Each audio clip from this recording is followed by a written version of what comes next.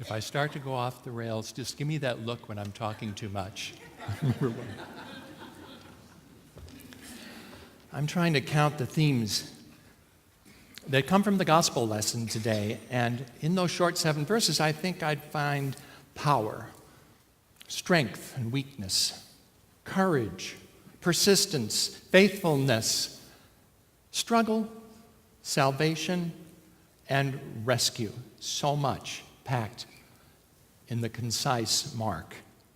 The disciples and Jesus are all in the same boat together, and just as we today are all in the same boat, we need some of that courage. We need to be reminded of the persistence it takes to struggle with the storms that we face today, to remember that we do have power and we have strength and we have the kind of faithfulness that's required to still the storms that are raging all around us, be they personal or national or global. Jim Hightower says, the opposite of courage is not cowardice, it is conformity. Even a dead fish can go with the flow. The story of Jesus in the boat stilling the waves is a story about chaos and evil being rebuked. The Hebrew word tehom means deep, the unknown, the under, which in turn means chaos. The stilling of a storm at sea is a metaphor for the triumph of courage over fear and conformity, and for goodness over evil. In this case, the community of Mark would have understood that the disciples were all in the same boat together, and that Jesus called peace be still in order that the chaos in which they found themselves might be quelled. We're all in the same boat together. We're struggling with how to be good parents, or navigating a new relationship, or issues of aging and illnesses, or moving vans, or the loss of important people in our lives who provided us with a compass for living. We're rocked about thoughts of mortality and how short this whole thing is after all. And those storms brew, but how good it is to find the calm of building a community and being known and loved in it. It is here and it is in places like this where we are called to be people who make a difference. People who make a difference reject the way things are in favor of what could be. And instead of conformity, there is courage. Our faith story and our moral compass lead us in the direction of inclusion and equality until the circles widen, invite some in, and then widen further, invite more in, until we're all within. Looking at the back page of our bulletin today, I read that today is also Open and Affirming Sunday in the United Church of Christ, and they need a little update. 2012 is a little old. So it's not 1,000, we're now 1,500 churches open and affirming in the UCC. That's something.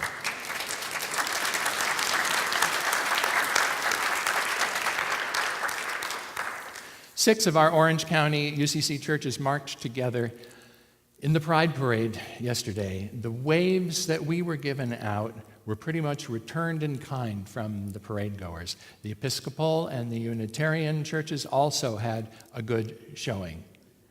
And it is just a coincidence then that today's reading came up as the Hebrew scripture for today. I didn't plan it. The love of Jonathan for David. Have you ever heard this scripture being preached on before?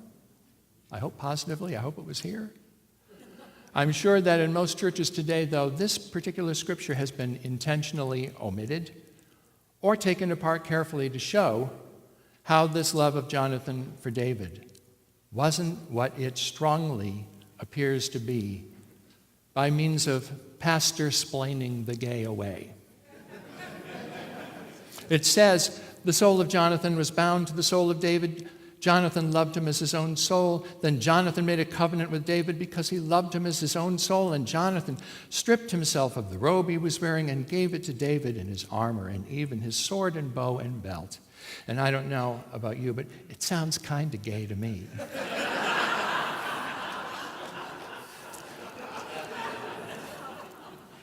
And there are other passages as well. Read it. Tell me what you think.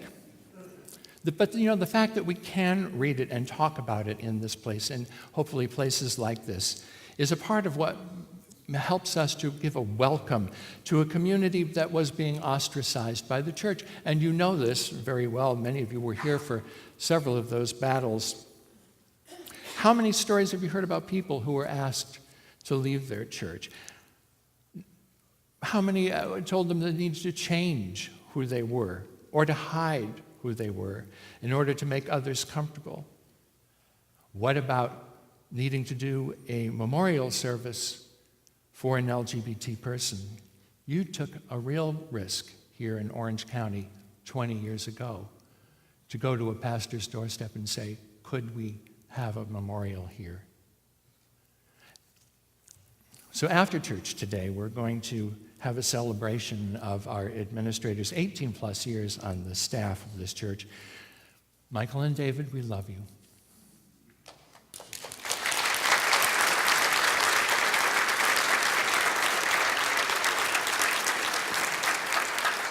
Michael Spindle leaves this place with the full respect and love of this community. That's a second round of applause, I think.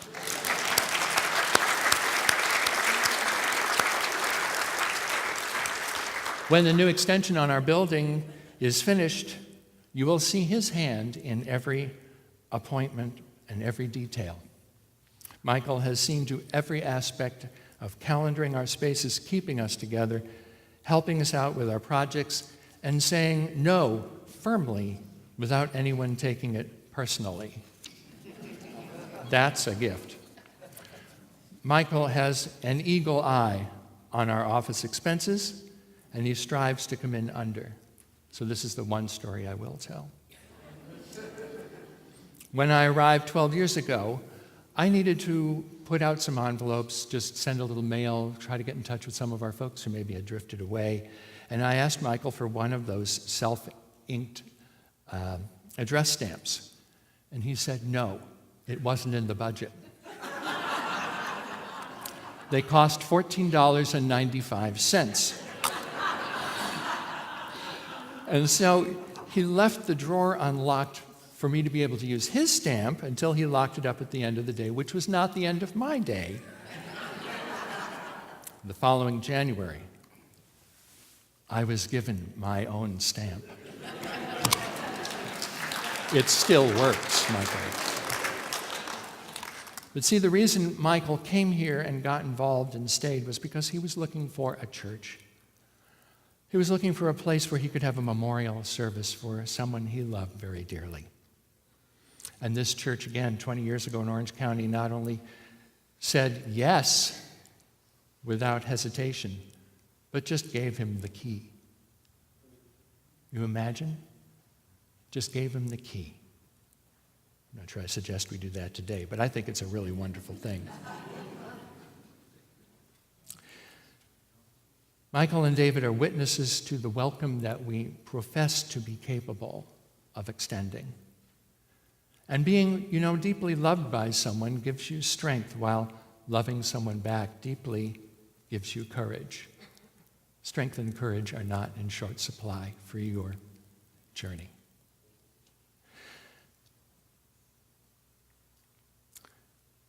Go in love and peace. And go into this new time in your lives that is waiting for you. But still, that makes it harder for us to say our goodbyes too. But you are a living example of why our mission and our vision for this place is so important. Thank you for the reminder that wonderful things can happen and do happen when we truly live out our mission and our vision. Thank you for your love and your friendship. You are a person who made a difference, and you, David, are a person who made a difference. We still have more work to do. Jesus stood up in that storm, he put his hand out and he said, peace, be still. But we're all still in this boat together. We're all in this boat together for the common good of the entire human race rather than a fraction of it or even just for ourselves. That will be the day that the storms that brew because of injustice and inequality will finally be stilled, and in that calm, love will prevail. We're all in this boat together. The day that no one will stand for the ill treatment of frightened children, parents fleeing violence, or the weekly shootings of African American men and young boys by our police. That will be the day that these storms are quelled, and in that calm, love will prevail. We're all in this boat together. We're buffeted about by the storms of our own making as we ignore the warning signs long behind us now that our climate is changing and that we are overproducing. Be fruitful and multiply, the scripture says, and in this one area we take our Bible very seriously. Treat this earth lightly, that there be enough to quell the storms that turn back the rising tide. And in that day and in that calm, love will prevail. The next storm or storms are soon to come. And we know it's there. We know, though, who we are, and we know why we are here. And that has made all the difference. So courage, persistence, faithfulness, peace, and love to you.